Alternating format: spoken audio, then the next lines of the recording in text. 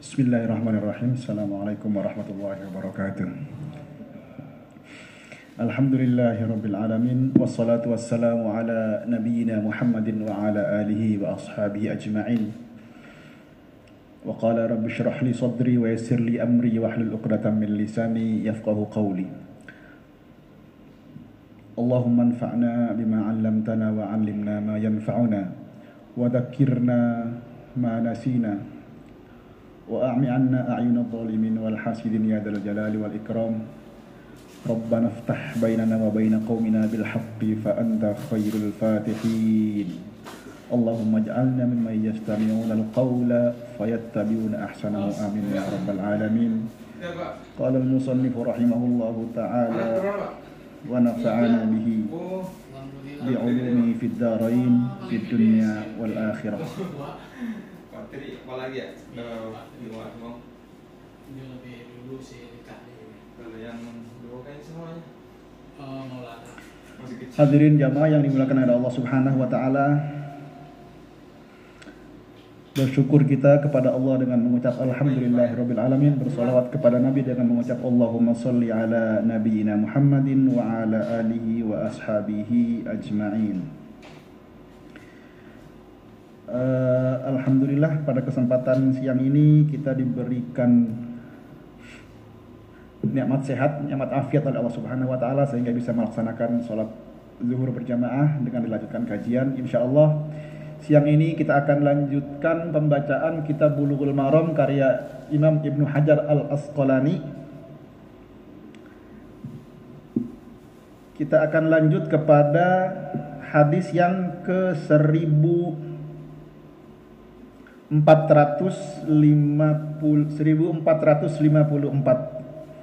Kita sudah menyelesaikan daras kita, pembelajaran kita di bab sebelumnya yaitu babul adab. Siang ini kita akan berpindah kepada bab yang berikutnya yaitu babul birri wassilah. Bab yang berbicara tentang al-bir. Bir bukan minuman. Tetapi al-birru bermakna al-khair. Yaitu kebaikan. Kebaikan-kebaikan apa saja yang diajarkan dalam adab tata krama etika dalam Islam. Wassilah, sila itu asal kata dari al-ittisal, menyambung, asilah. Menyambung, lawan katanya adalah al-qat'u. Apa? Memutus, memotong. Baik, bismillahirrahmanirrahim. Hadis yang ke-1454.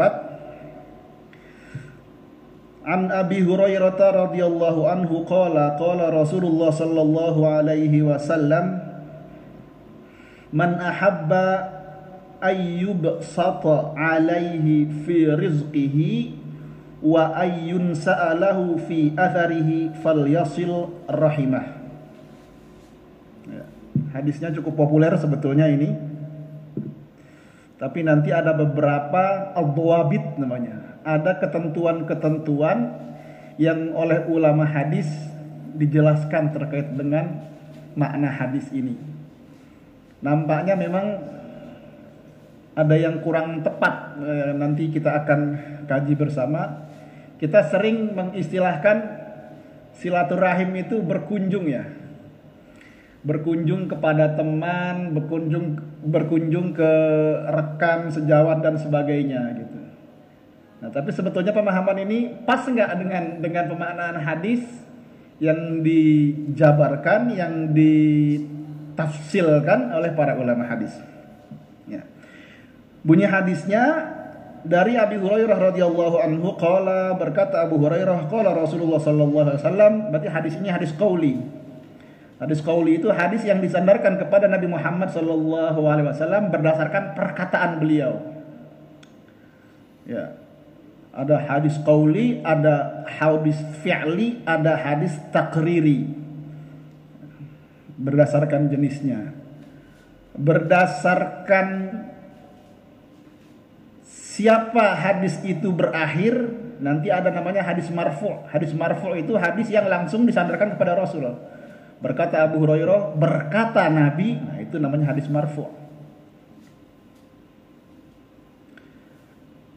Ada lagi hadis yang berakhir kepada sahabat, tetapi sahabat itu berbicara atau menerangkan tentang Rasul, atau apa yang diucapkan oleh Rasul, dia mengutip tetapi tidak berkata Rasulullah. Nah, ada hadis lagi, apa nama istilahnya itu dalam usul hadis?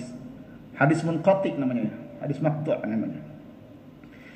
Dari Abu Hurairah radhiyallahu anhu qala, berkata Abu Hurairah, qala Rasulullah sallallahu alaihi wasallam, berkata Rasulullah sallallahu alaihi wasallam, man ahabba ayyubsata alaihi fi rizqihi, siapa barang siapa ahabba dirinya menginginkan atau mencintai, ayyubsata alaihi diluaskan, alaihi atasnya, fi rizqihi dalam rizkinya, wa ayyun sa'alahu fi atharihi, wa ayyun sa'alahu fi atharihi, dan berharap yunsa'alahu dipanjangkan, fi atharihi dalam bekasnya. Atharun bekas, maksudnya apa? Bekas panjangnya, maksudnya ayyun sa'alahu fi atharihi itu bekas panjang, itu maksudnya panjang umurnya. Siapa yang menginginkan bertambah rizkinya dan panjang umurnya, gitu kurang lebih ya, fal yasil rahimahu, maka hendaklah dia menyambung tali silaturrahim. Ya. Apa yang dimaksud dengan albir dulu? Disebutkan dalam syarahnya, albirru taqaddamal kalam alaihi mutawwalan min hadits an-Nawas. Albirru husnul khuluq.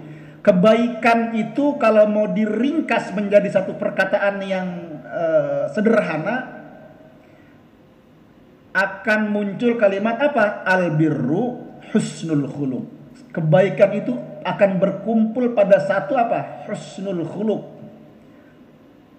Apa? Husnul khuluq itu bagusnya perangai. Bagusnya perangai, bagusnya akhlak, bagusnya tingkah laku. Maka setiap sesuatu yang dinilai sikapnya, tingkah lakunya secara urfi itu sesuatu yang bagus, maka masuk ke dalamnya albirru. Dalam konteks ilmu usul fikih ada hukum yang dikaitkan dengan urf namanya. Apa urf itu? Adat istiadat atau kebiasaan yang ada pada satu tempat, pada satu komunitas. Dalam kaidah disebut juga, ada yang menyebutkan al-adatu muhakkamatun. Sesuatu yang menjadi kebiasaan di satu tempat itu bisa dijadikan dasar untuk menentukan suatu hukum. Salah satu yang disebutkan dalam kaidah itu begini contohnya. Kalau orang sholat itu kan tidak boleh tempatnya, pakaiannya, termasuk badannya dihinggapi najis. Tetapi para ulama bersepakat bahwa ada sesuatu yang dimaafkan kalau najis itu hanya sifatnya yasirun, qalilun, kecil, sedikit. Bagaimana kita cara mengetahui sedikit dan tidaknya? Dikembalikan kepada urfun, adat. Jadi kalau kita sholat, kemudian ada najis yang jatuh menimpa kita, sepanjang najisnya itu dianggap sesuatu yang kecil, sedikit, maka dia tidak batal sholatnya. Contohnya, kita sholat kejatuhan ada cicak di atas, cicaknya kemudian buang apa? Kotoran, itu kan najis gitu. Kan kecil sedikit. Atau najis yang yasir itu contohnya apa? Darah. Sholat, tiba-tiba kita misalnya di samping kita apa ya? Ada yang punya luka atau apa gitu ya, terpercik, atau nyamuk ya boleh juga. Nyamuk nggak sengaja misalnya kita sholat pijit nyamuk, ada darahnya. Kan najis darah itu. Batal sholatnya? Tidak. Kenapa? Karena itu yasirun, najis yang sedikit. Sedikit dan banyak itu dikembalikan kepada urf tadi itu standarnya ada. Tetapi namanya kaidah dalam kitab kaidah fiqhiyah dan usuliyah itu pasti ada pengecualian. Namanya ada mustasnayat. Termasuk kalau kita pakai standarnya dalam ini albirru, kebaikan itu adalah husnul khuluq, bagusnya perangai, terpujinya tingkah laku, yang salah satu standarnya adalah urf. Bagaimana kalau urfnya bertentangan dengan syariat? Ya jelas nggak bisa. Contoh misalnya tradisi antara orang kita di Indonesia dengan di negara tertentu, sebutlah misalnya di Eropa atau di mana. Di sana, maaf misalnya, orang berciuman di jalanan misalnya, katakan di Paris, itu nggak masalah tuh, nggak, biasa saja gitu. Karena urufnya di sana begitu. Nah, uruf yang begitu boleh nggak di Indonesia diterapkan? Ya, uruf yang bertentangan dengan hukum, dengan syariat, maka tidak boleh dijadikan standar al-adatu muhakamah. Oh, ini kan ada kaidah al-adatu muhakamah. Karena itu sudah kebiasaan muhakamah, maka bisa dijadikan suatu kesimpulan hukum. Boleh dong orang misalnya, mohon maaf tadi itu berciuman di publik gitu, karena itu sudah kebiasaan. Enggak. Uruf yang bertentangan dengan syariat maka tidak dibenarkan. Maka albirru itu kemudian dikembalikan ke kata ulama hadis apa? Kebaikan yang terkumpul di dalamnya sebuah sikap, bagusnya perangai, bagusnya akhlak, tapi akhlaknya itu harus standarnya apa? Standarnya adalah apa yang dijelaskan oleh Allah dan Rasulnya gitu. Bukan standar umum pada kebiasaannya. Contoh lagi misalnya kebaikan perangai apa ya? Saya pernah waktu dulu kuliah di Mesir. Tradisi orang Mesir itu kalau sudah dekat dengan kawannya, itu kalau ketemu itu setelah salam gitu, kemudian tanya gimana kabarnya atau baru ketemu lama gitu ya. Itu rangkulan, setelah rangkulan pelukan itu dia pukul kepala kawannya dari belakang. Gimana kabar? Gitu. Itu tanda dia apa? Tanda dia dekat. Itu urf. Di Indonesia nggak bisa gitu ya. Di Indonesia nggak begitu. Maka urf itu juga husnul khuluq. Kalau menerapkan di sana di Mesir misalnya, orang mukul kepala karena dekat itu ya tidak bertentangan dengan albir tadi itu. Tapi kalau di sini diterapkan begitu ya akan bertentangan dengan albir tadi, dianggap sesuatu yang tidak baik. Maka sekali lagi standarnya albirru itu pertama harus sesuai dengan syariat. Kedua, adat istiadat yang tidak bertentangan dengan syariat. Ya. Waqala katanya. Waqala fi nihaya takriru fil hadis dzikru as-silah bikasr sunnah, ini terkait dengan baik. Jadi yang pertama hadis ini man ahabba ayyub satallahu fi rizqihi, siapa orang yang ingin rizkinya itu ditambah atau umurnya itu panjang, dipanjangkan umurnya katanya, maka fal yasil rahimah, maka hendaklah dia menyambung tali silaturahmi. Faqad jama'al ulama bainal haditsaini au ulul hadithi an hadza an Abi Hurairah, faman jama'a istadalla biqauli ta'ala yamhullaha ma yasha'u wa yuthbitu 'indahu ummul kitab. Ya. Para ulama mengatakan waqalat ta'ifah al-hadits laisa 'ala zahiratun. Secara zahir hadis ini dapat diartikan bahwa siapa yang ingin rizkinya ditambah dan umurnya ditambah, maka hendaklah dia menyambung silaturahmi. Kata ulama, pertanyaannya, rizki dan umur itu kan sudah ditetapkan oleh Allah. Ketika kita ditiupkan nufiha fihi ruh, berapa? 3 bulan, 4 bulan dalam perut ibu kita. Maka kontrak kita hidup di mana, rizki kita apa, kita akan menikah dengan siapa, meninggalnya di mana, dengan cara apa, itu sudah tertulis. Maka kemudian ulama mengatakan, apa zahir hadisnya? Zahir hadisnya seperti itu bunyinya. Siapa yang ingin rizkinya ditambah, maka siapa ingin rizkinya ditambah dan umurnya dipanjangkan, maka dia menjalin silaturahmi. Jadi artinya apa? Jadinya umur orang bisa ditambah. Kalau misalnya awalnya kontraknya ketika Nufyah Fihro itu 70 tahun menjadi 75 tahun, maksudnya begitu. Zahir hadisnya bisa seperti itu kata ulama. Kenapa? Karena sesuatu yang merubah takdir itu tidak lain adalah yang maha menentukan takdir. Siapa itu? Allah Subhanahu wa ta'ala. Bisa digantikan, bisa dihapuskan, bisa ditambah. Itu ya kekuasaan Allah, hak prerogatif Allah, bisa-bisa saja. Zahirnya seperti itu. Ya. Tetapi kata ulama sebagian, bukan begitu maksudnya. Maksudnya itu apa? Maksudnya itu begini. Rizki itu harus kita pahami bukan hanya terkait materi, banyaknya kesenangan yang kita miliki, tetapi rizki itu bertambah. Rizki itu apa? Bertambah di dalam apa yang kita punya dan kita miliki dari apa yang Allah berikan kepada kita itu kebaikan atasnya.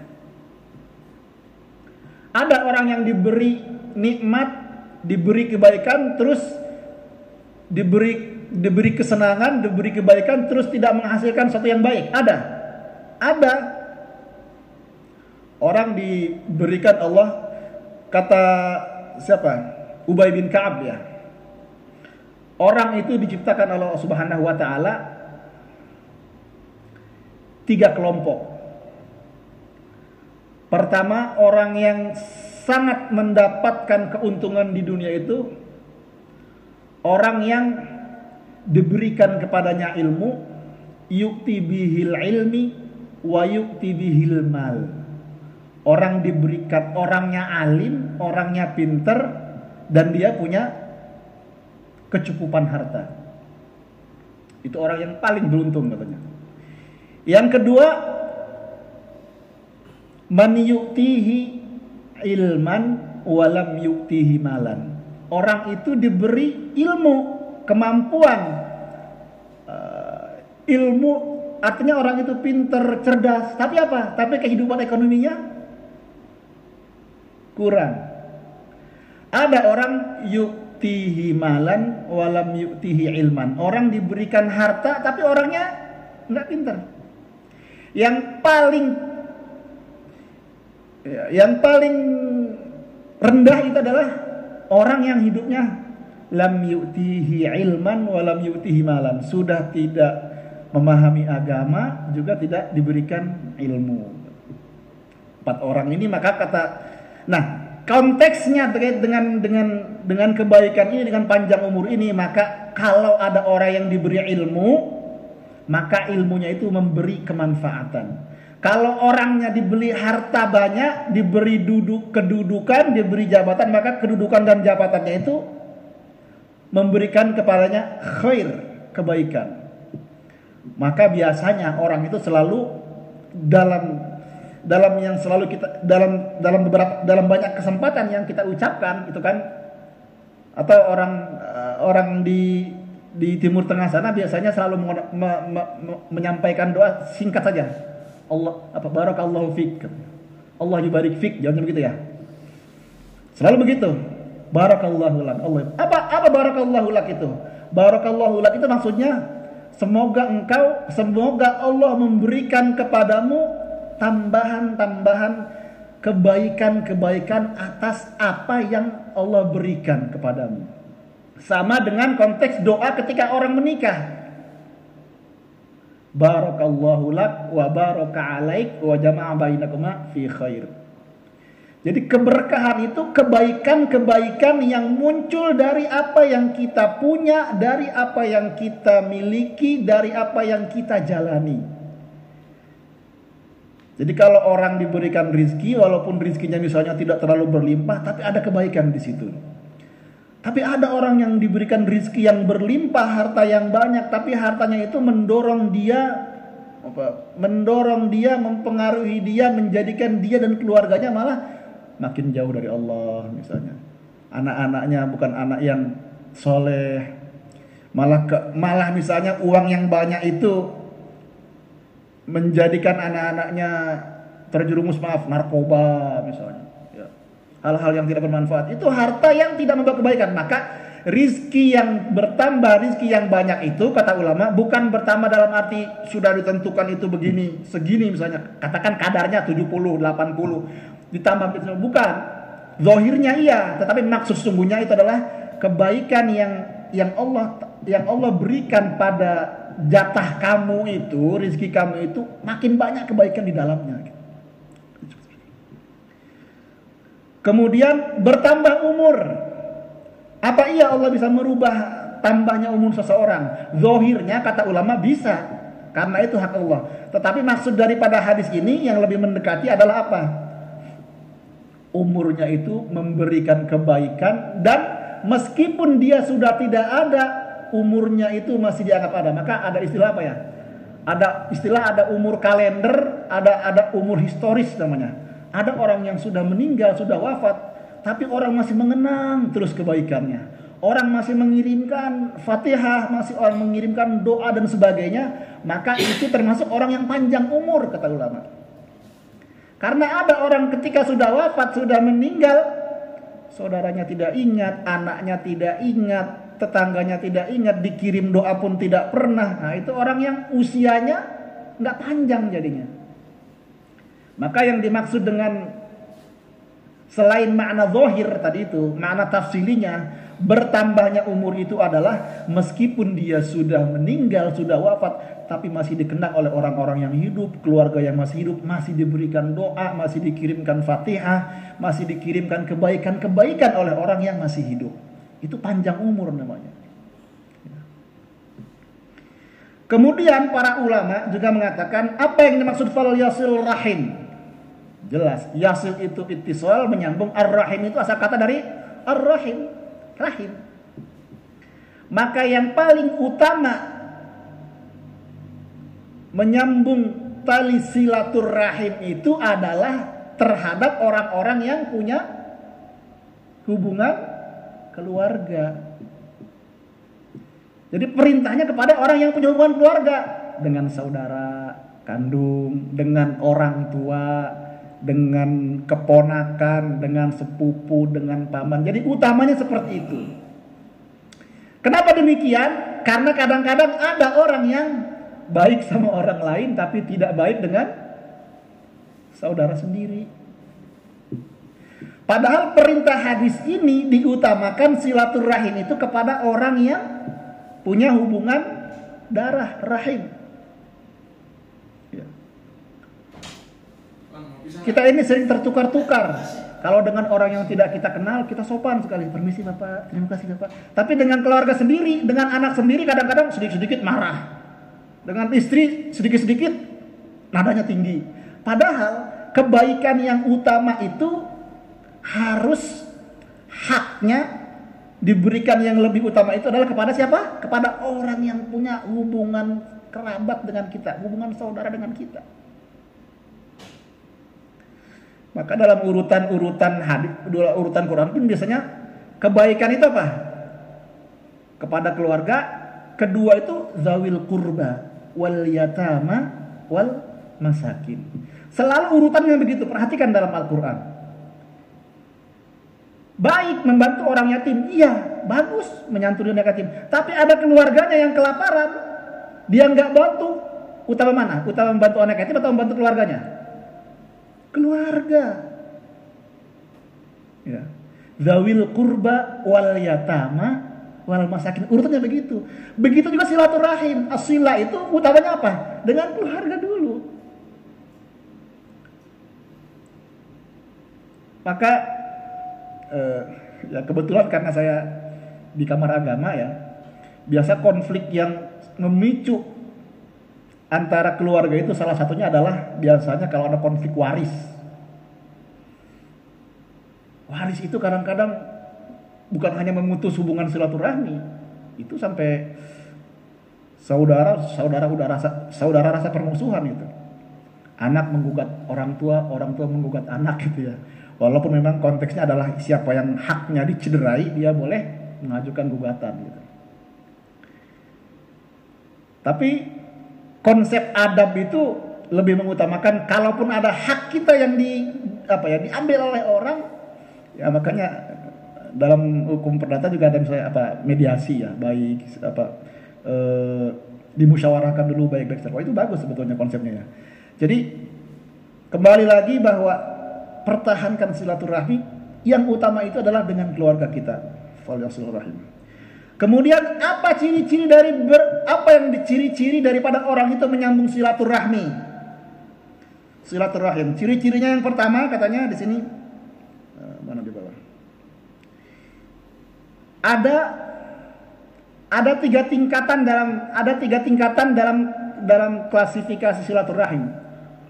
Yang pertama, silaturahim yang paling baik itu namanya wasilun. Wasil itu orang menyambung. Ciri-cirinya apa? Ciri-cirinya diantaranya a'ta bihi wa akhadha bihi. Orang itu saling memberi dan saling menerima. Jadi kalau kita ada punya keluarga, punya saudara, punya keponakan, kita punya kelebihan apa? Kelebihan rizki, maka berbagi dengan saudara kita, gitu kan. Kita punya apa hal yang bisa dibantu kepada keluarga kita, maka bantu keluarga kita. Gitu. Itu yang paling tinggi. Kemudian yang kedua katanya, ya, yang paling tinggi itu wasil itu saling memberi dan saling menerima, tetapi dia lebih banyak memberi, namanya wasil. Yang kedua adalah al-mukafi. Mukafi itu apa? Orang yang cukup. Cukup itu apa? Orang tuh sekarang begini. Mukafi itu standarnya, kalau dia memberi aku, maka aku akan memberinya. Kalau dia ngasih 50, aku juga ngasih 50 gitu. Itu namanya mukafi. Membalas dengan apa yang dia terima. Itu ciri dari silaturahmi yang kedua. Yang pertama itu paling baik. Mau diberi sama dia atau tidak diberi sama dia, saya mah sama saudara baik aja, ngasih aja gitu. Wasil namanya itu. Enggak mengharap apa-apa. Yang kedua, saya akan berbuat baik kepada saudara saya kalau saudara saya berbuat baik kepada saya. Itu tingkatan yang kedua. Tingkatan yang ketiga yang paling parah adalah dia berbuat baik kepada kita, tetapi kita tidak berbuat baik kepada dia. Maka biasanya kalau ada saudara mengunjungi kita, sebaiknya kita juga mengunjungi kunjungan balasan. Gitu. Adabnya begitu. Kita punya saudara, punya kelebihan rizki, kita dikirimi makanan. Nah, ketika kita punya makanan, maka kirim lagi. Kalau bisa lebih banyak, supaya levelnya bukan cuma mukafi, tapi levelnya adalah wasilun. Ya. Kalau bisa ditingkatkan lagi, kita memberi dengan tidak mengharapkan akan dibalas. Itu level paling tinggi. Kalau dalam surat Al-Kahfi itu, sesungguhnya aku memberikan apa yang aku punya kepadamu.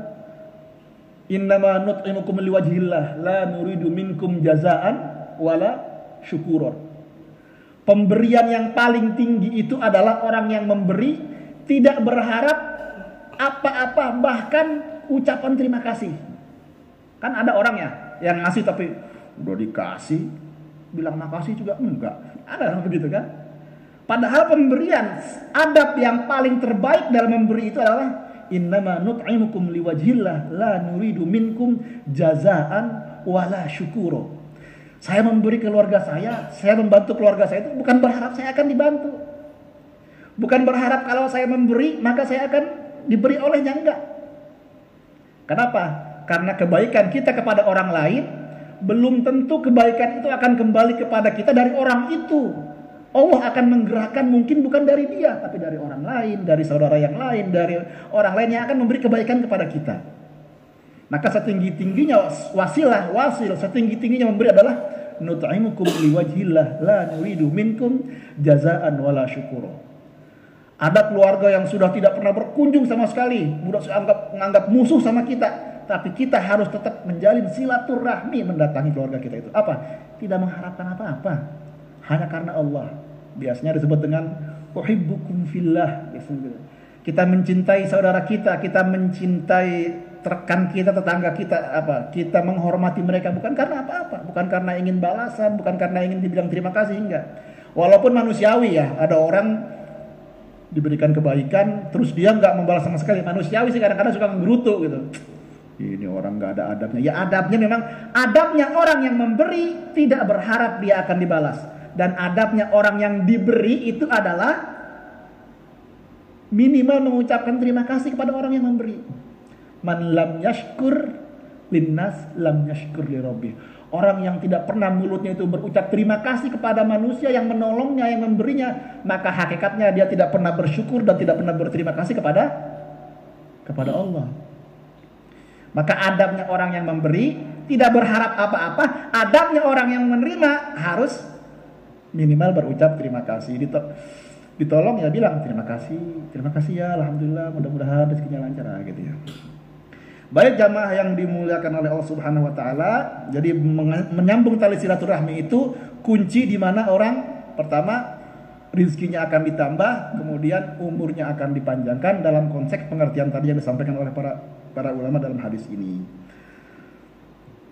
Saya kira cukup kali ini satu hadis ini terkait dengan bab as-silaturahim. Mudah-mudahan ada manfaatnya. Apa yang disampaikan oleh kami itu yang benar datangnya dari Allah, yang keliru datangnya dari hamba yang masih perlu banyak belajar dan mendapatkan bimbingan dari Allah Subhanahu wa taala. Terima kasih, kurang lebihnya mohon maaf. Assalamualaikum warahmatullahi wabarakatuh.